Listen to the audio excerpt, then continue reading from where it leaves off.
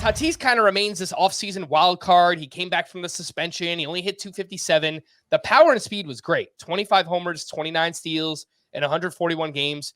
He posted just a 770 OPS, 965 in his first 3 years. So this is actually a big drop off. We don't know if it's, shoulder related. He had different surgeries, coming back from a suspension. I think he's going to remain kind of a polarizing figure this offseason. His early ADP is 6.9, yet he is still the number 2 projected hitter from the early steamer projections. What do you think about Fernando Tatis going as early as number 5 overall? Well,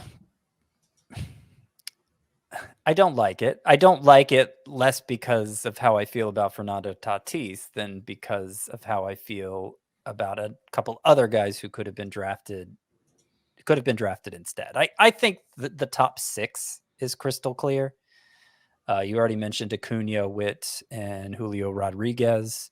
The other 3 are Corbin Carroll, Mookie Betts, and Freddie Freeman. Mookie Betts did go ahead of Fernando Tatis, who went 4th in this draft, but Tatis going 5th overall here. We still haven't seen Freeman or Corbin Carroll go off the board. And obviously I recognize the upside for Fernando Tatis. He has probably the second most upside of any player in fantasy behind just Ronald Acuna, based on what we saw from him in 2021. The kind of his 162 game pace that season, the home run and RB and the home run and stolen base totals were insane. But then he did have a couple of surgeries. He did have a PED suspension, and he came back, and he was back end of the first round, kind of good. I am encouraged by how hard Fernando Tatis hit the ball, and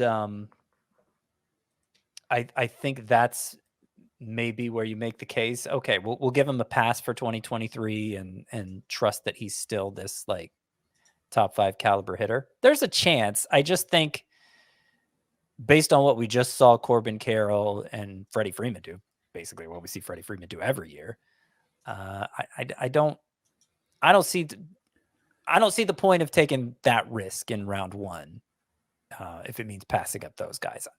Doesn't make sense to me. It doesn't really fit my level of risk aversion, selling out for upside like that in round 1. So that's really the only objection I have to Fernando Tatis.